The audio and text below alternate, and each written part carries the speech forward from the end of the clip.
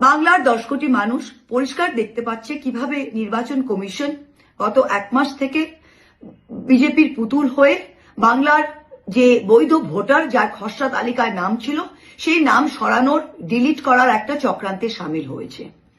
আজকে আমি সকল ইআরও এবং এই ইআরওদের উদ্দেশ্যে বলতে চাই, আপনারা সবাই জানেন representation of people's act RP act অনুসারে হিয়ারিং সংক্রান্ত সমস্ত চূড়ান্ত সিদ্ধান্ত নেওয়ার আপনারা ক্ষমতাপ্রাপ্ত। এখানে কোনোভাবে আপনাদের ওপরে কোনো মাইক্রো অবজারভার চাপিয়ে দেওয়া যায় না। ম্যাক্সিমাম একটা মাইক্রো অবজারভার বা যে কোনো অবজারভার পর্যবেক্ষণ অবজার্ভ করতে পারে, কিন্তু তারা সিদ্ধান্ত নেওয়ার কেউ নয়। আর আপনাদের সিদ্ধান্তের ওপরে সে কোনোদিনই অ্যাকসেপ্ট ও রিজেক্ট করতে পারে না। বিজেপির এবং নির্বাচন কমিশনার এই অনৈতিক এবং রাজনৈতিক উদ্দেশ্য প্রণোদিত চাপ আপনারা কিন্তু এবার কোনোভাবেই মাথা নত করবেন না এর আন্ডারে।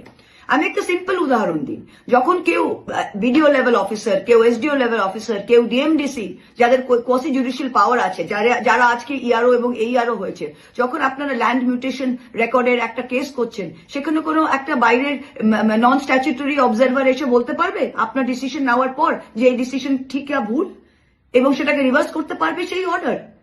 কোনোদিনই হতে পারে না। আপনারাও জানেন এটা ঠিক নয়, নির্বাচন কমিশনও জানে, কিন্তু ওরা ভাবছে আমরা বোকা, ওরা গায়ের জোরে এটা করিয়ে নেবে। আর আমি প্রত্যেকটি মাইক্রো অবজারভারের উদ্দেশ্যে বলতে চাই, আপনারাও এই রাজ্যেরই মানুষ। আপনারা কেউ এলআইসিতে কাজ করেন, কেউ পোস্ট অফিসে কাজ করেন, কেউ ব্যাংকে কাজ করেন। আজকে নির্বাচন কমিশন আপনাদের মাইক্রো অবজারভার নিযুক্ত করে হিয়ারিং এর সাথে যুক্ত করেছেন। আপনারাও জানেন যে আরপি অ্যাক্টে মাইক্রো অবজারভারের কোনো উল্লেখ নেই, কোনো ইসিআই ম্যানুয়াল, কোনো নোটিফিকেশনে আপনাদের উল্লেখ নেই, কোনো রিটেন অথরিটি, কোনো স্ট্যাচুটরি অথরিটি আপনাদের নেই।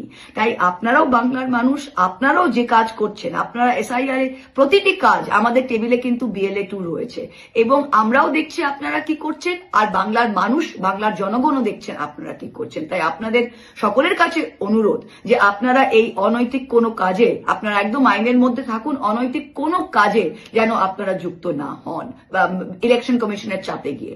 কারণ 3টে কারণেই একটা বৈধ ভোটারকে বাদ দেওয়া যায়। সে হচ্ছে 3টে কারণে আপনি ইলেকশন লিস্ট থেকে আপনি বাদ দিতে পারেন। 1, 18 বছর হয়নি, এখানে প্রত্যেকটি ভোটার 18 বছরের ওপরে। 2, সে এলাকার বাসিন্দা নয়, এগুলো সবাই ম্যাপ ভোটার, অবশ্যই তারা এই এলাকার বাসিন্দা। আর 3, সে দেশের নাগরিক নয়।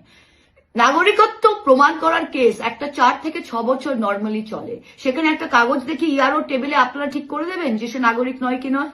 আগামী দিন যখন এই ভোটার যাকে ডিলিট করা হয়েছে বা যে আপনার অ্যাকসেপ্ট রিজেক্টের জন্য সে কোনো প্রবলেমে পড়ছে, সে কালকে যখন কোর্টে যাবে তখন কিন্তু আপনার নাম সে কেসে নিয়োগ হবে। তখন নির্বাচন